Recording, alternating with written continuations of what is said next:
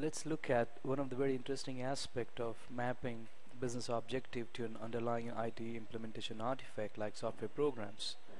In the first glance, one might find that there might not be any relationship, but as we deep down look into the different kinds of models and then transformation, we might realize that there exists a definite traceability between these two elements.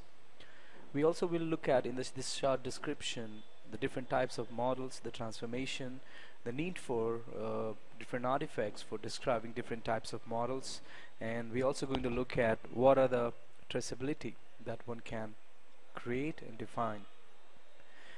We're going to look at the systems and the strategy, business models, and so on. Let's look at the first from the strategy perspective.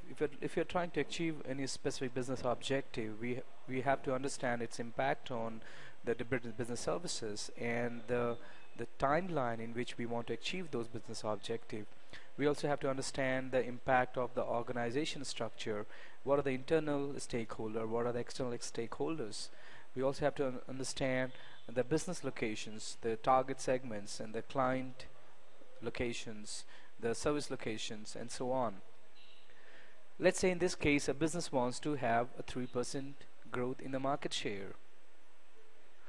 Now, in order to have a 3% market share, they need to bring some changes in the service formats, or maybe new services, or may upgrade some existing ones, or possibly have a new subscription model.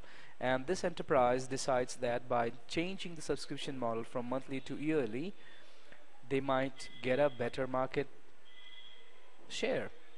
Now, and they need to define a certain timeline. In this case, they're saying that they're looking at this 3% market share in a span of 3 months' time. Now, they also have to define whether they're going to utilize this new model and the subscription model in a new market segment or new market locations, or to the existing set of customers and existing business locations. Once we have that, we have to start looking at how do we translate these business services and what are the different kinds of business processes which are required for us to achieve these changes. So we need to start defining different kinds of artifacts for describing the business model. So first we're going to look at the different business processes. Now, some of these business processes are going to be manual, some of them needs to be automated. The ones which needs to be automated, we need to look at the software programs required for them, or for some of them we might even require hardware systems. Now, these business processes are going to be tuned or modified or optimized for different locations, which in turn will be used by people in different departments.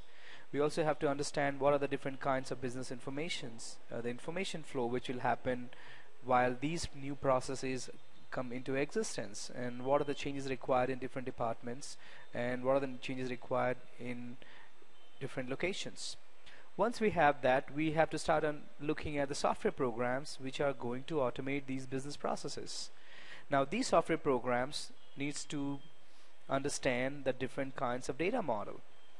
They need to understand different kinds of access channel. They need to understand different kinds of network and infrastructure capability which are available.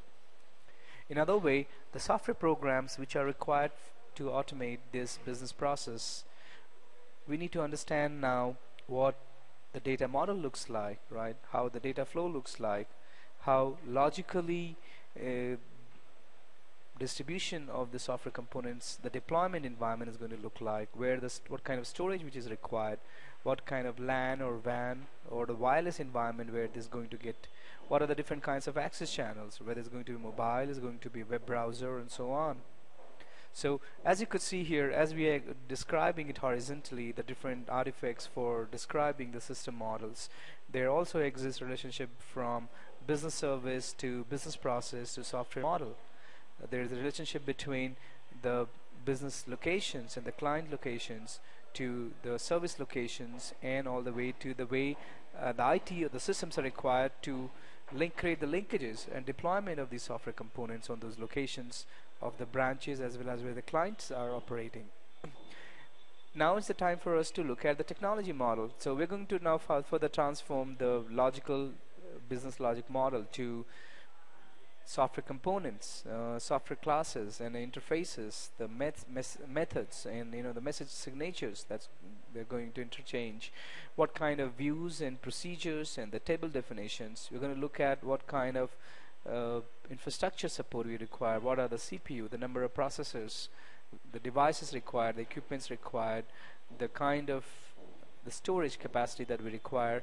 Now this is very important for us to understand that why these is why when we looked at say 3% market growth, if I'm looking at 3% market growth is not same as 30% market growth, because 3% market growth might require a capacity planning to support, let's say, 1,000 new customer, but 30% market share might require supporting maybe 40,000 customers.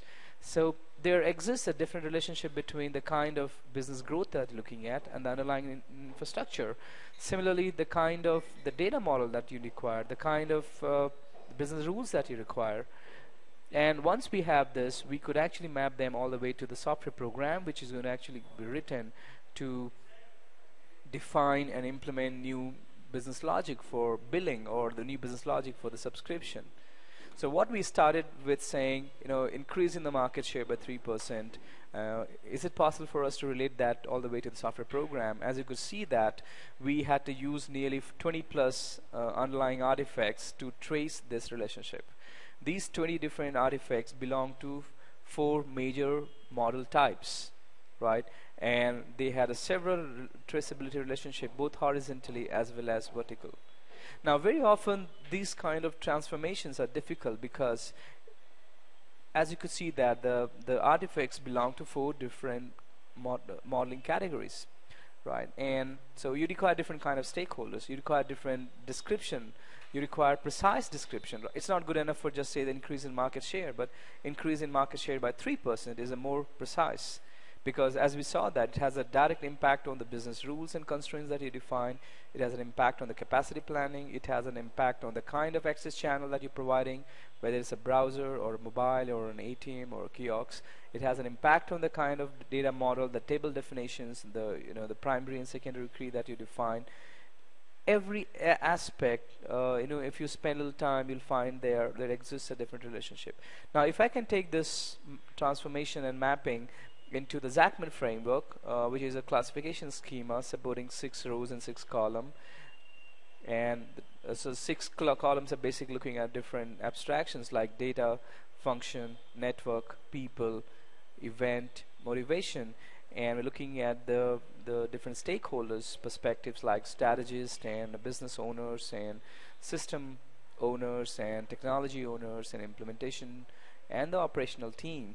You could see that it really fits very nicely into the structure, while my business objective fits into the motivation column, into the strategy model, into the 6th cell, while my software programs on the function column, on the implementation row, somewhere down on the 5th row, 2nd column, right? So as you could see that the different cells could actually fit